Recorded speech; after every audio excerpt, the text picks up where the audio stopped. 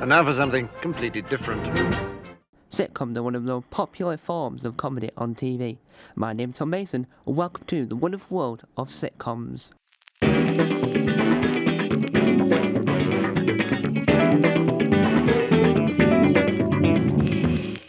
2.4 Children started on the 3rd of September 1991 on BBC One.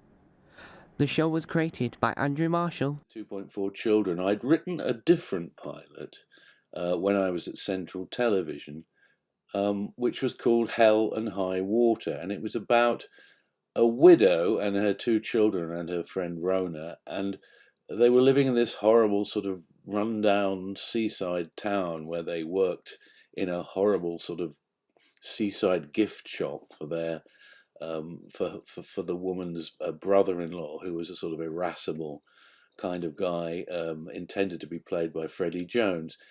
It sort of kind of worked in a sort of sitcom-y sort of way, but Central weren't terribly keen on it, and so I took the script and showed it to the BBC, and Susan Belbin, who you probably know was the producer of One Foot in the Grave, was a contact I had there, and she suggested very wisely that we pluck out the woman, her friend, and the children and drop the rest of the thing, because the wisdom she had was that when you're setting up quite a long-running series, paradoxically, the simpler you make it, the more ground you can cover. And so I did that, and I took out those characters and tried to reset them in a more neutral sort of setting. And it didn't really quite work until I suddenly came up with the idea of just putting back the husband that she'd supposedly lost. And then what we had left was just a sort of typical family. And although that sounds quite boring, what we had was a scenario which we could get a whole lot of stuff out from. The show ran for 8 series between 1991 and 1999 and made a total of 56 episodes in total. I'm getting the opportunity to interview the host of the Don't Slam Your podcast, the 2.4 Children podcast, John David Collins, about his opinions on the show. Why do you think that 2.4 Children, after so many years, is still so popular? Well, I think the thing about the show was, it was a big hit when it was on TV. I think people forget that it was, in its peak, a massive ratings winner. I mean, I'm writing a book about the making of the show now, and I've seen all the ratings, and it was consistent. I mean, it peaked mainly in the middle sort of few years.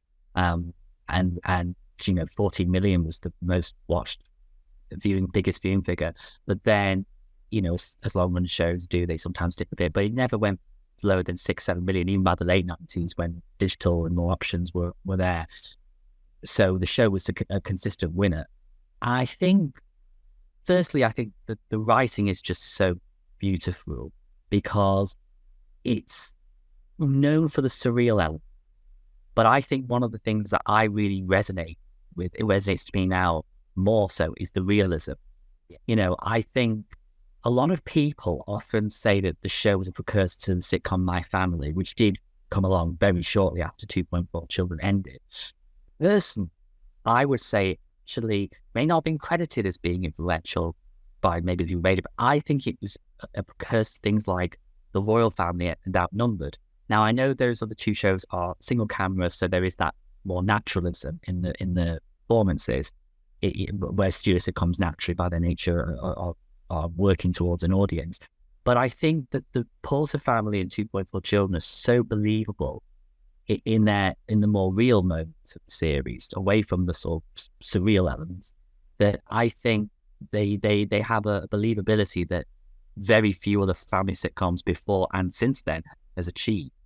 And I think the show has a quality about it, that the surreal and parodies and musical numbers, that makes it just really entertaining.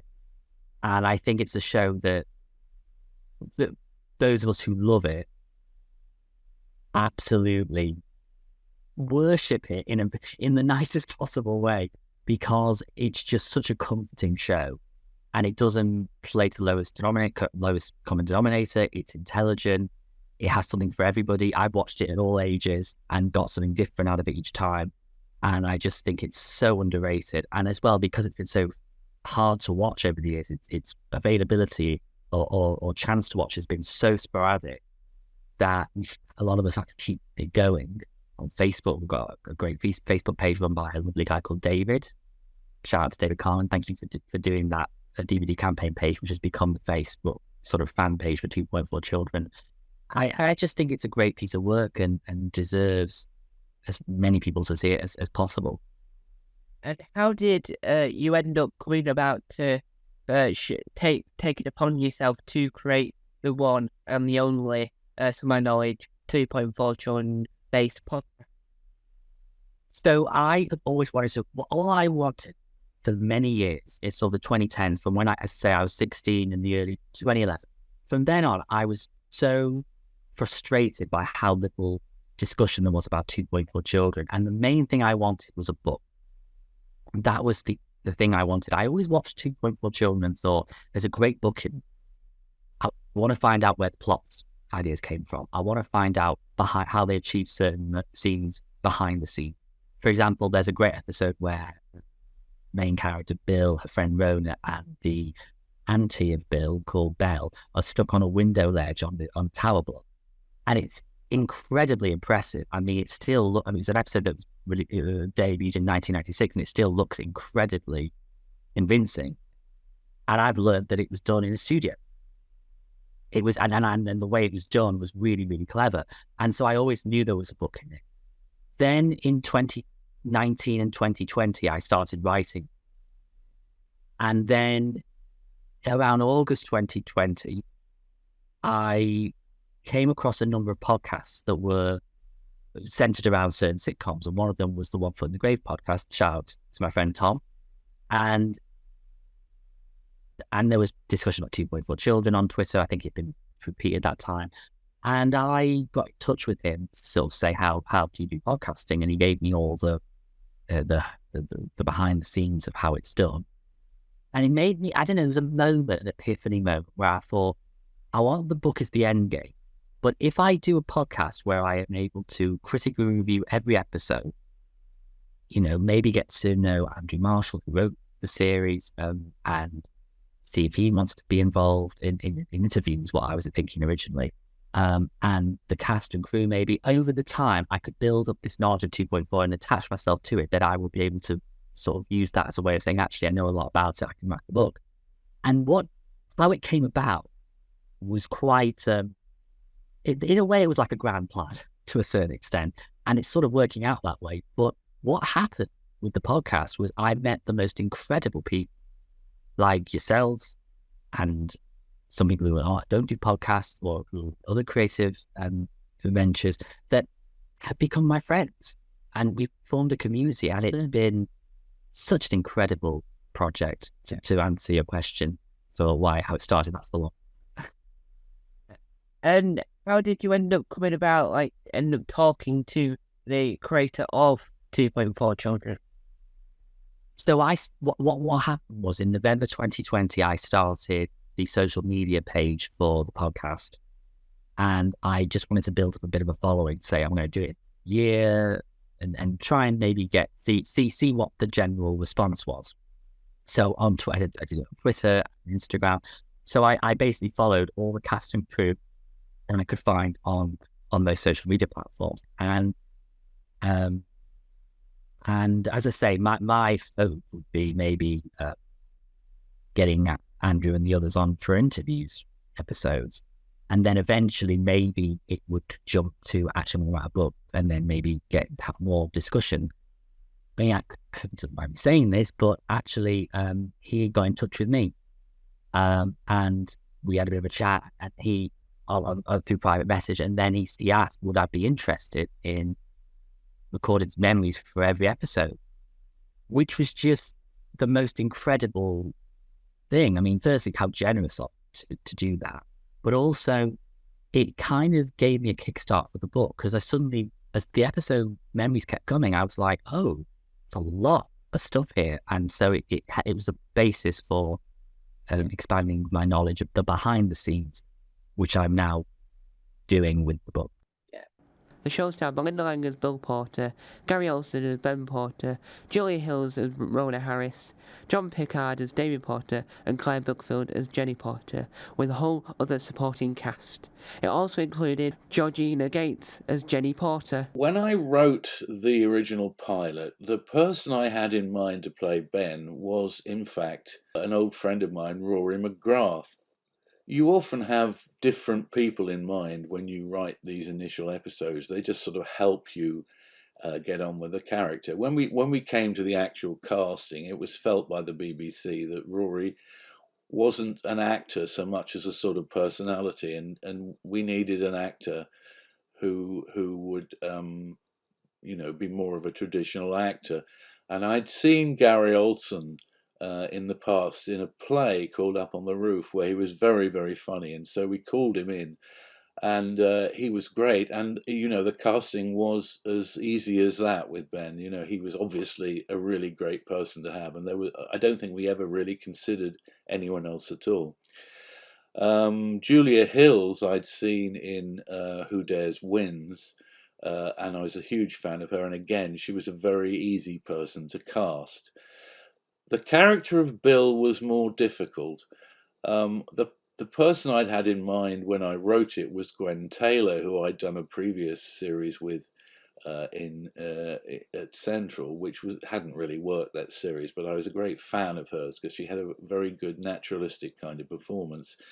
She wasn't terribly keen on doing the show, and so we cast about for quite a long time, and eventually we did cast an actor who I won't name, but strangely, she and I didn't really kind of gel as personalities. There was a slight feeling of unease about it, and she very bravely spotted this and withdrew herself from the show, and we were feeling sort of quite desperate at this point. And then Richard Bowden, the producer by this stage, showed me a tape of Belinda in another show she was appearing with, and I immediately said, "Yep, that's the person we need," and we brought her in and cast her, and the rest just followed from there. So that was the casting process. Richard himself cast the two kids. And Kevin Costner lived next door. And Arnold Schwarzenegger shared a flat with Batman across the road. And Donald Duck ran the corner shop. Yeah, well, we got famous people here in Chiswick, Oh, yeah. There's a woman down the road who's got a friend whose cousin's Reg Varney's dentist. They still out there? What's going on? Nothing. In 1997, the show got a Dutch remake called Keens & Co., spelt Kees & Co. The first 5 series were an adaptation from the original British English scripts. In 2018, the show came back for a 9th and original series. We doen wie er het eerste binnenkomt. Oké. Wie er het eerste binnenkomt, wordt mijn minnaar. Ja. En wat hij koopt, zo vrijt hij. In 2021, BritBox UK required a license to add all 56 episodes onto the service. Bill and Ben have lottery fever. I'll give you $1 million to keep quiet. Yes. You said I could have half. I'm witness to that. All right, well, you can have half, and you can have $1 million each. Then that's my complete and final offer. But will they hit the jackpot? You do remember where you put the ticket, don't you? It's in the pocket of my work jeans. Oh, good. 2.4 Children, Tuesday at 7 on BBC One. In 2021, I got the opportunity to speak to Julia Hills about what it's like playing Rona Harris in the show. Out of the whole of the programme, which series would you say was your favourite to work on? I don't know. I think I have favourite moments. I used to love doing all the Christmas specials because they had the musical number, and which was always very exciting.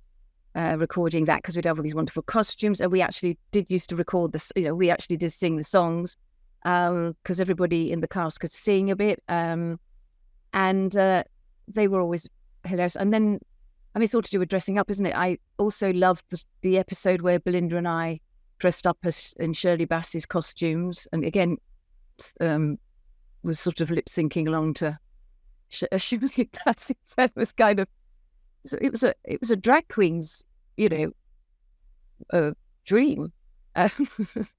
And what else? I mean, it was all fun to do. It was a great series. It was so well written, so funny.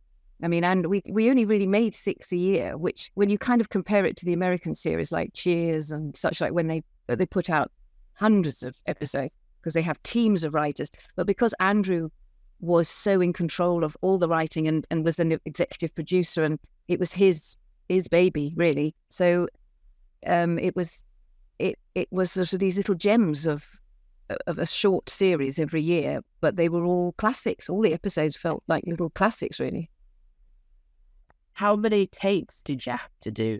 Because obviously with production, there's going to be about someone forgetting a line or someone messing up. So how many takes did it take to film an episode? So you didn't actually get that many retakes because we had rehearsed it.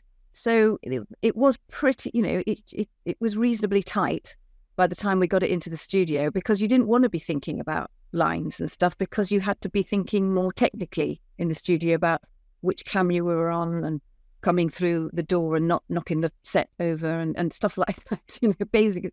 So it was sort of, I don't remember. I mean, obviously things did go wrong occasionally. Someone would fluff or someone would fall over or whatever. And the audience loved that. So, it'd be quite nice if something went wrong occasionally. But obviously if it went wrong all the time, the audience would get really bored and fed up and stop laughing. So, you needed a good balance. Yeah. So with 2.4 Children being as popular as it is, so popular enough, it got its own podcast, which I was a guest on. Wasn't a very good guest because it's my first ever guest appearance on a podcast, so wasn't sure how to react. But when you filmed the intros, what was that like to film? Because that just looked so much fun from the intro title sequences. I mean, all of it was fun. Yeah, all of it was fun. Yeah, it was a great bunch of people. I knew Belinda a bit before. We'd worked together before we did the series, so we were sort of mates. And Gary was just a huge joy and a laugh to work with, and it was I was very lucky to have had that experience and to have had that job, because it gave in so many ways, and really I was very grateful for it. I'm very grateful for it. On February 14th, 2021, a fan of the show, John David Collins, created a podcast all about the show called Don't Slam Your Podcast, a 2.4 Children podcast. And how did you end up coming about to take it upon yourself to create the one and the only, to my knowledge, 2.4 Children based podcast? So I had always wanted to, all I wanted for many years in sort of the 2010s, from when I was 16 in the early 2011. From then on, I was so frustrated by how little discussion there was about 2.4 Children. And the main thing I wanted was a book. That was the thing I wanted. I always watched 2.4 Children and thought, there's a great book in this.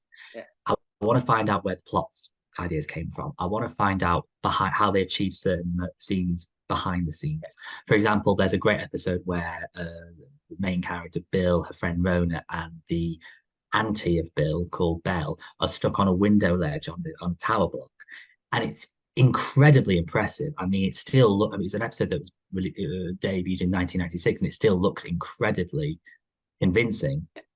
And I've learned that it was done in a studio. It was, and the way it was done was really, really clever.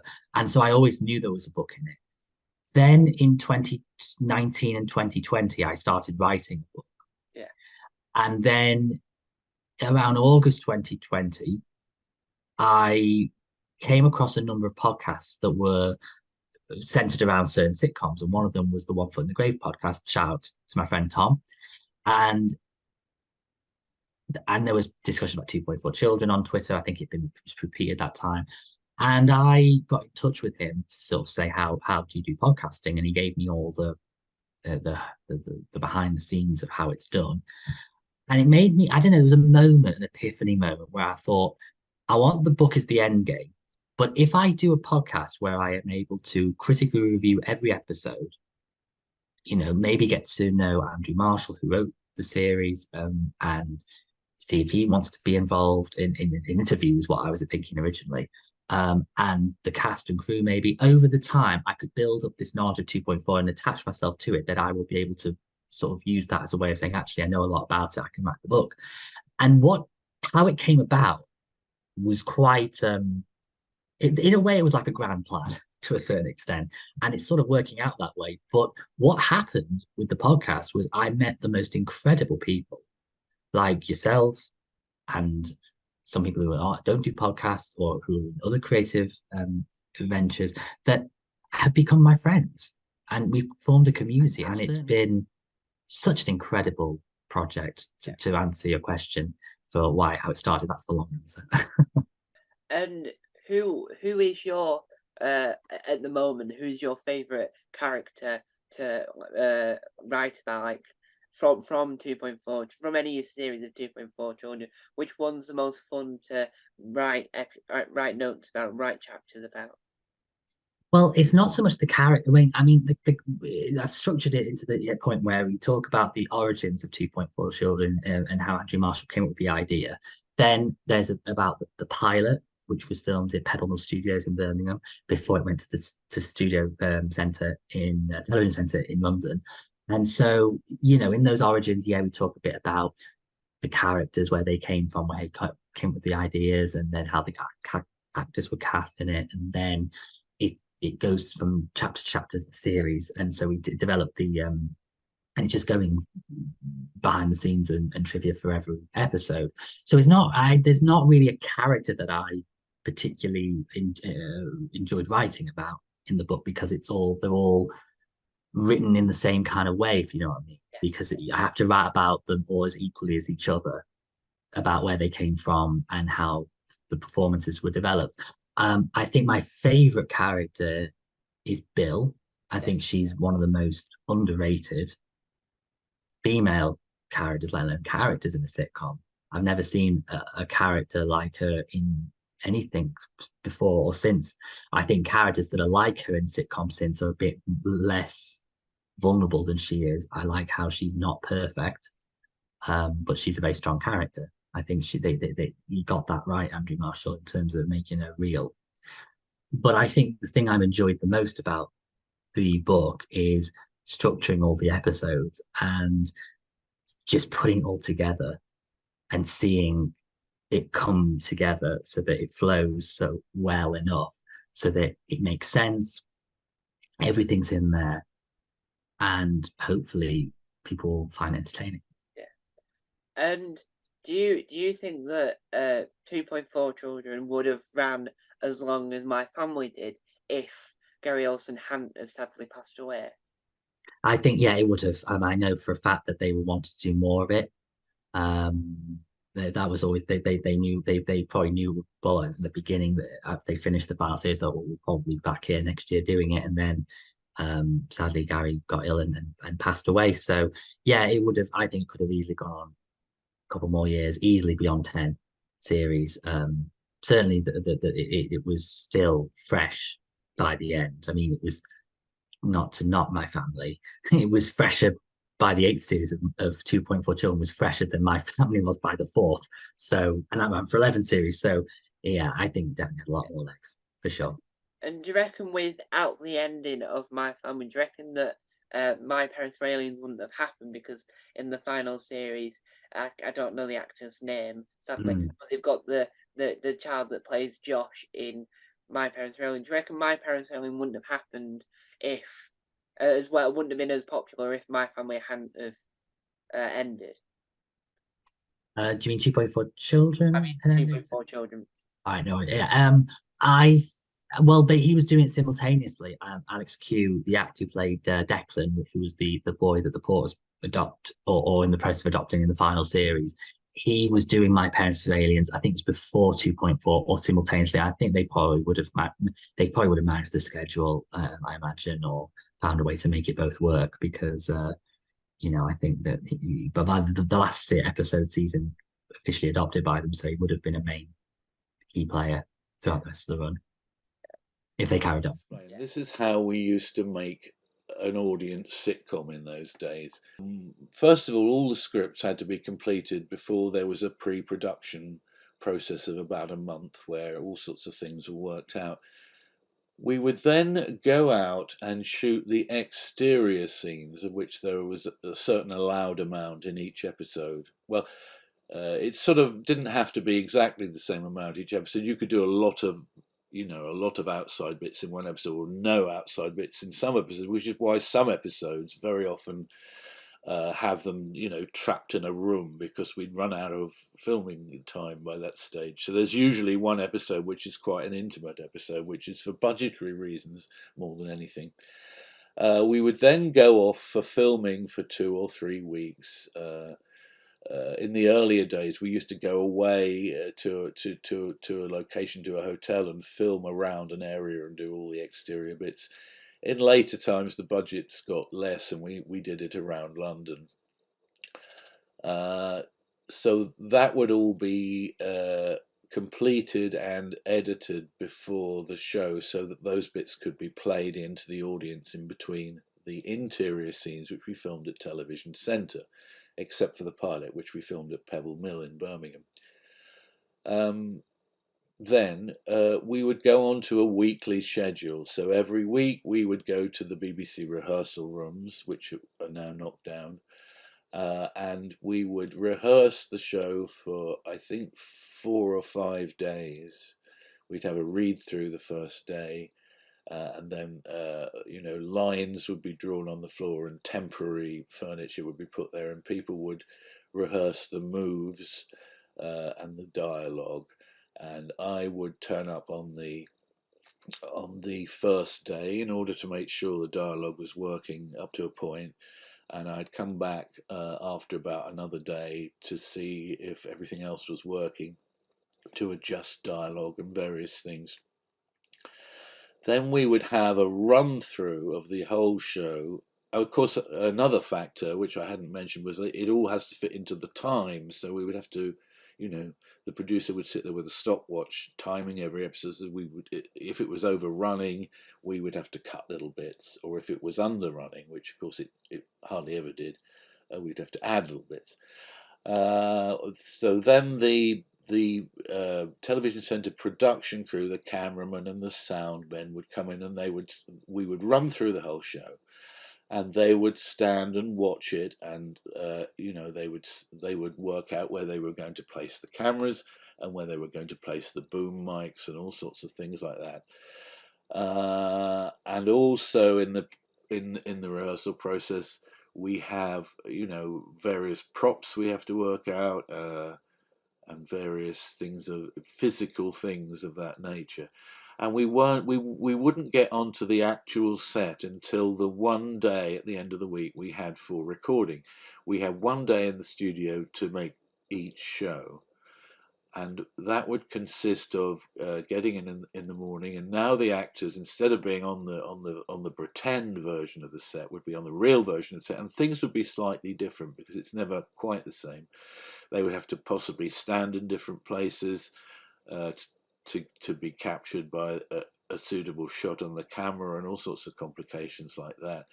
And so we would have a sort of stagger through everything in the morning, and then around about mid-afternoon we would have a dress rehearsal, which means that would be a run through of the show exactly as it was going to be on the night, and a producer would, who was also a director at that point, would adjust his camera script to make sure we had the right things in shot at the right moment, and all sorts of complications like that.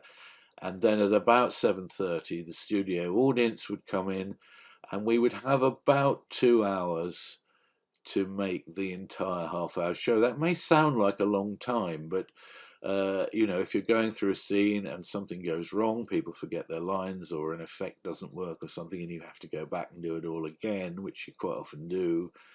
It was quite a rush to get everything in, but usually we did. And if there was a scene we didn't do, that would then have to be moved into next week's recording. So in addition to making the next week's show, we'd have to pick up a shot or whatever, or a scene, in next week, which could be a problem because there are only room for 5 maximum sets in the studio, and if it took place on a set that we weren't going to be used next week, that would be a problem. So that was the making process. Now, if you now look at the calendar and you work out how many weeks we use on the making process, it's, for example, if we're making 8 episodes, that's 8 weeks, and 2 weeks of filming is 10 weeks, and then there was a month of pre-production maybe, so that would be 14 weeks. So working backwards from when the studio dates were booked, I would have to make a schedule for myself of when each script was going to be delivered.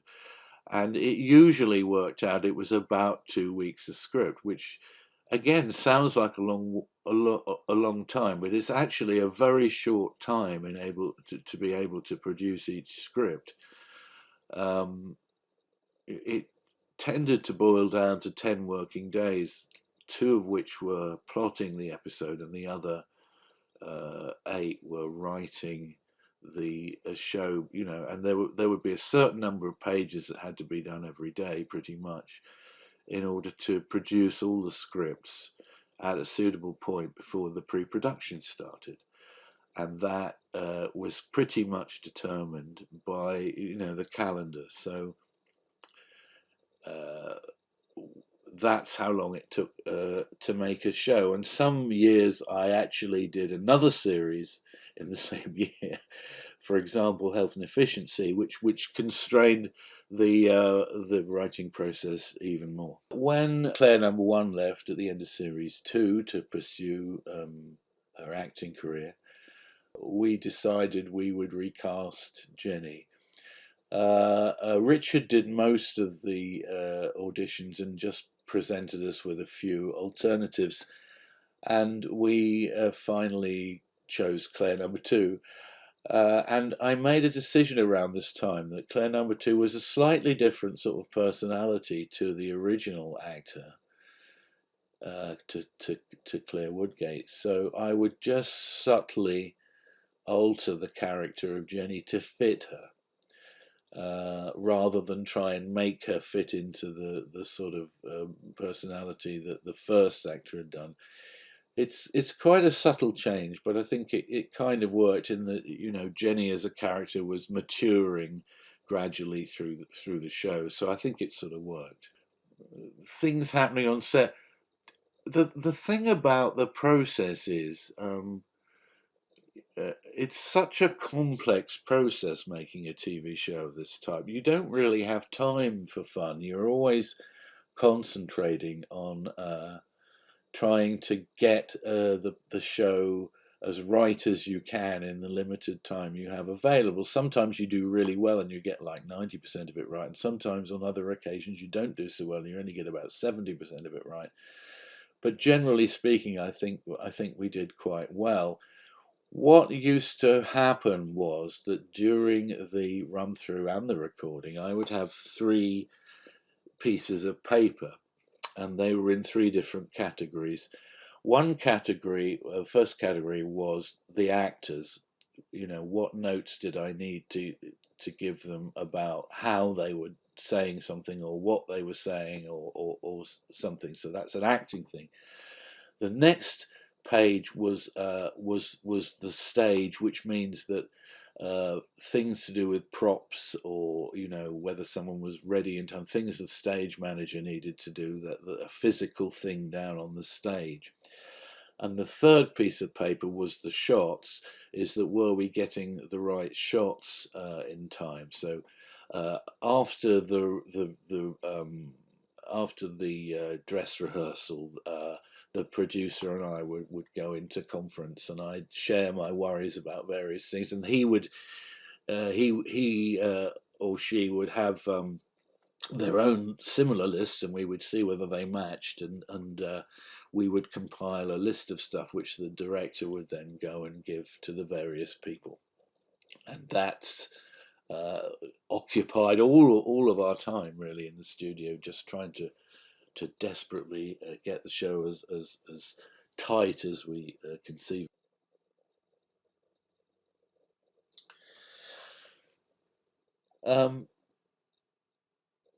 How do I think the show differed from other sitcoms of the time? Well, 2.4 Children is apparently one show, but buried slightly beneath the surface is a slightly different show. Because no one paid a great deal of attention to it at the time, by no one I mean, critics and that type of person, we were able to do a number of rather subversive things in it, which, you can find out in much more detail on the 2.4 Children podcast. Don't Slam Your Podcast. It was quite a difficult task to do this, because I'd simply had to do this to just keep myself interested in it and to sort of make it a little bit more than just a bland show about a family, which ironically is what most people who never watched it sort of thought it was. But we had a huge amount of fun with doing all sorts of interesting things, simply because no one really paid a great deal of attention to what we were doing, and as long as we got the figures, they would just order another series. After series 8, we became aware that Gary had become very ill.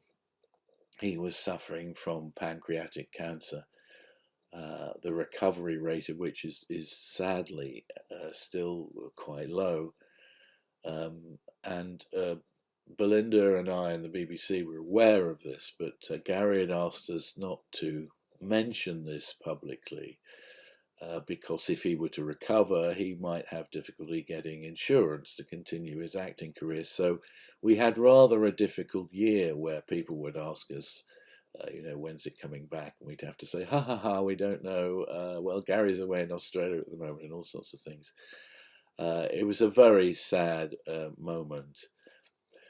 I don't think there were any really realistic ways of continuing the show without Gary, because he was such an important part of it. And so reluctantly we stopped at that point and handed over to my family. And that was the sort of end that we came to. Although I don't think we would have done too many more series. I think we probably got to the stage where, pretty much every conceivable story had been done. I feel like that since Gold, which is a fantastic channel, since Gold's inception, I think they've made the series more popular, and a lot of like old comedies like My Hero, Green Grass, and other comedies that don't get much airing have now been aired more often. And do you reckon there'll be more younger fans of 2.4 Children now that Gold are re-airing the series? Well, I hope so. I hope so, because I think it stands the test of time. I think it stands with a lot of the other comedies of the 80s that have had more publicity and attention. I mean, I know that the fans of 2.4 Children are incredible and are so loyal and speak of how much they love the show and they have loved the show.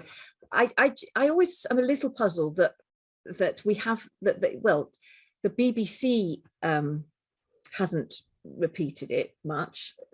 I don't know, but it's sort of, and I don't remember us having a lot of BBC publicity insofar as being put up for awards or fronts of Radio Times and stuff like that. So I don't know whether we would sort of always the sleeper series that they kept making because people really loved it and people kept watching it.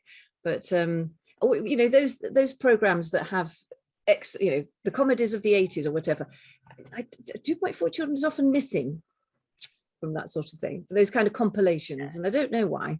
I'll leave that question out there.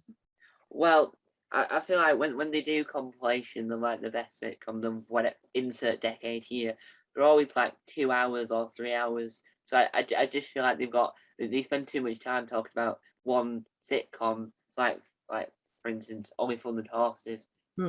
That talks about forever. But I feel like 2.4 Children's one of those where, because of it not having any airing anywhere else, like DVDs and VHSs, and I was going to say cassettes, but that's on a video format, and streaming, it meant that it, like, when it was on TV, the fans went nuts and went wild and like, and everyone was excited, and so because of how popular it was and because it wasn't available anywhere else, I've got a load of it saved in my recordings on my Sky so that I can always watch it and never lose it because it's precious. But so if you ever would you ever do a Friends style reunion if when it reaches 40 years? Well, I would, but the problem is we don't have Gary, isn't it? That's the problem. Yeah. That's the sad truth of it, is that you can't really, you couldn't remake an episode. You couldn't come back and do as everybody at the ages we are now, because there'd be this massive hole in the middle, wouldn't there? Which is very sad. Yeah. But because of what Gold does, you could do like a semi reunion, because Gold did a program called Dinner Ladies Diaries where the ones that were left talked about it and had Victoria Wood's voice on a record, because okay, was awesome. So you could do something like that where you like talk about it and then show clips and bits and whatever. But 2.4 Children, how did you get into the character of Rona? What did you do to prepare yourself? I read the script. No, I think again, credit to Andrew, is that once he'd got the team of people that he wanted for the cast, he then started his writing and one's personality, or way of performing, or whatever, they started to sort of merge. Because when I did the pilot episode, in fact, no, it wasn't. It was when I read for the part, when I went in and auditioned, and the part as written, I thought, well, there's absolutely no point in me even going in up for this, because it's clearly she's got to be blonde. I mean, not that was written, but it was just the way she came over. She was a sexy blonde. I mean, that's how she was. She seemed to me in the script. Possibly, a bit Barbara Windsor, a bit bosomy, blah blah blah. That sort of character, to play that sort of, that was her. Andrew may argue and say I've remembered it wrong, but that's how I felt the part was. So I had very short hair at the time. I was brunette. I just thought, well, I'm going to just go in and do my stuff. And I've got so little chance of getting this part. There's no point in trying to be something I'm not. And luckily, as I said, because I think he knew some of my work anyway, no one was more surprised than I was when I got offered the job. I must say, I was completely gobsmacked.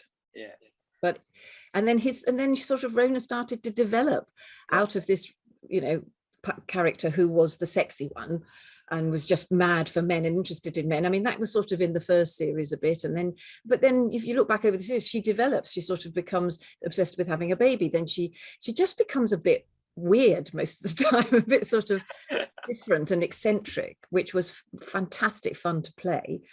And I think because Andrew was responding to me, and I was responding to Andrew, and blah blah blah. So all the Christmas specials are currently airing now.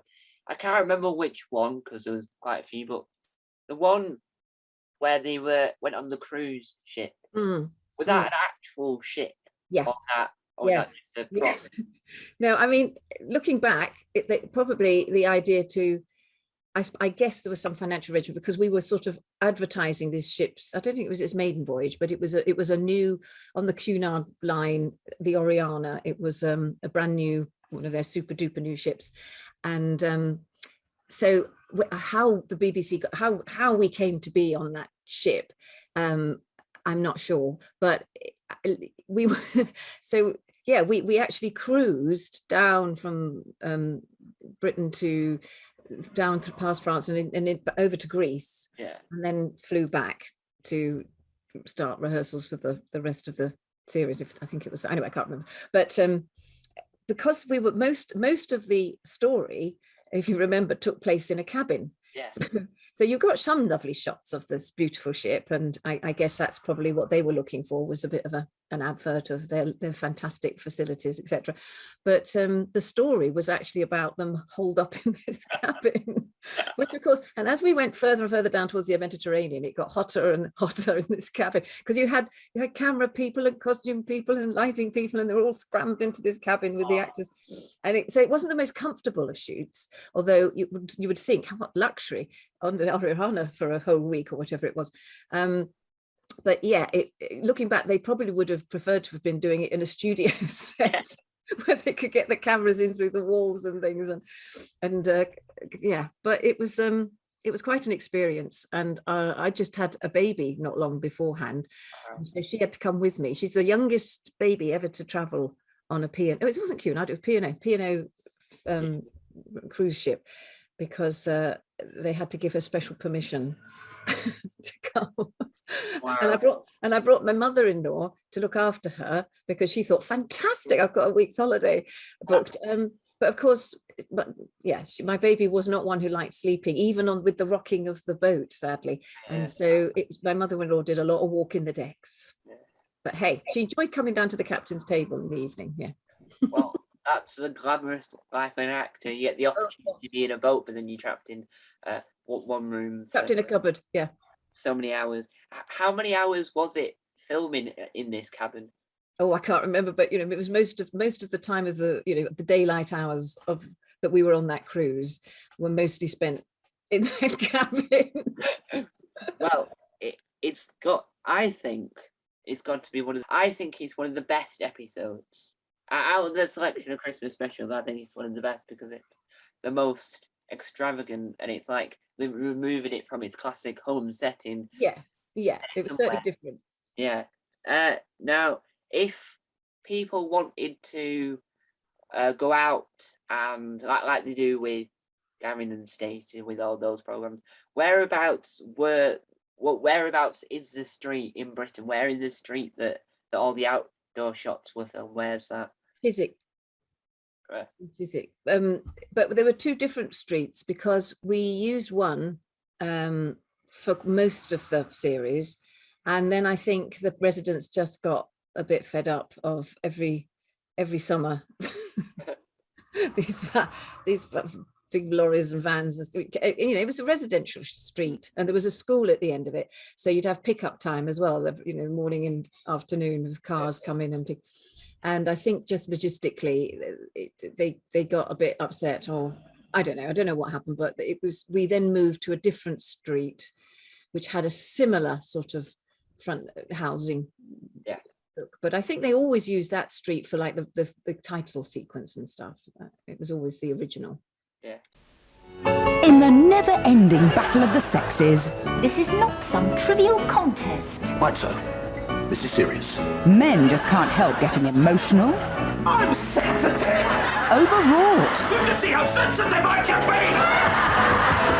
and a little over the top. This is the worst day of my life. 2.4 Children.